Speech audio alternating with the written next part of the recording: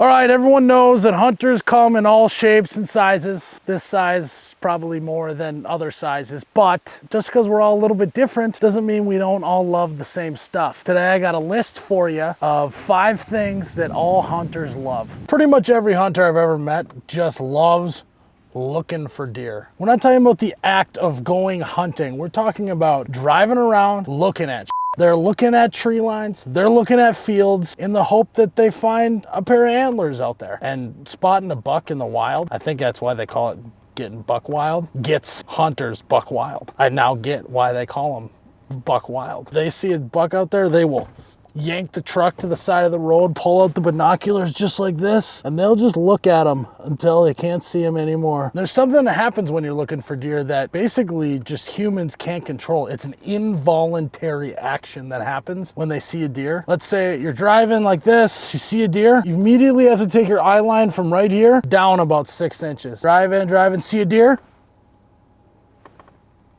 because you can't look at deer through the top of the windshield. That's a sin. Same thing over here. No one looks at a deer like this. You see a deer out there, you're doing one of these, getting low. I think it's a primal move, just like that. Plus it just looks cooler if you're sitting there like this.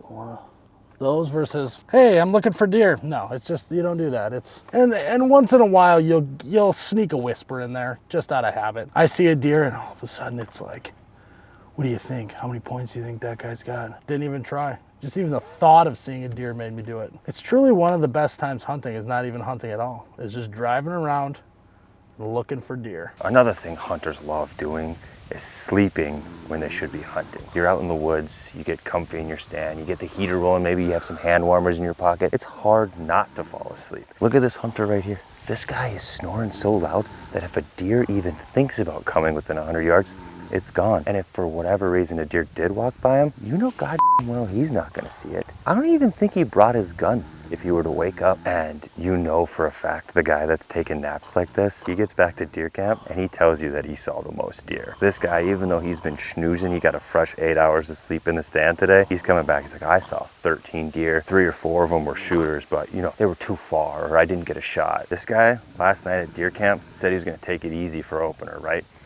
Wrong. He put down a 30 rack all by himself. And these are the results.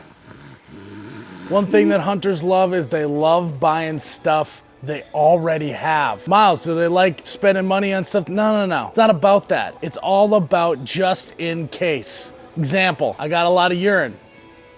Doe urine. I think I didn't check before I left the house because that's what us as men do. We don't check to see if we have stuff already. So, do I have a full bottle? Is it half full? I don't know. So I'm just gonna buy another one just in case. A lot of just in cases. Did I run out of scent killer last year? I don't know.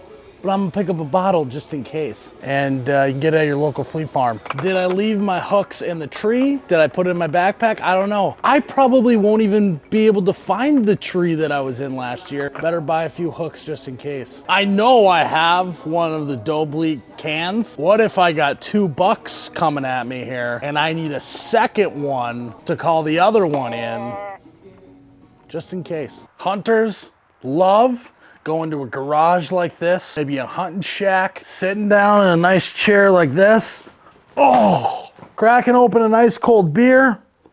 Oh my God, that's cold. And just talking about the stuff that they saw. Half of the time it's not even deer. It's turkeys, squirrels. Once listened to a guy go on and on about this rock he saw. It's just a rock, but he saw it, so that's what we do. We love to just talk about what we saw. Yeah, I mean, essentially this is our version of gossip. You're gonna say things like, yeah, I saw a couple doe out by the Quonset, or you know that the cut that runs through the field there? 2 turkeys standing right there. And that brings me to the next thing that hunters love, and that is lying. I saw a deer down by the Quonset building and it was lie. And they'll lie about anything. They'll lie about the size of the deer, body and rack. They'll lie about how many, how tall, how short. They'll even lie about what color it was. I've heard a guy claim he saw an albino deer. That is bullshit.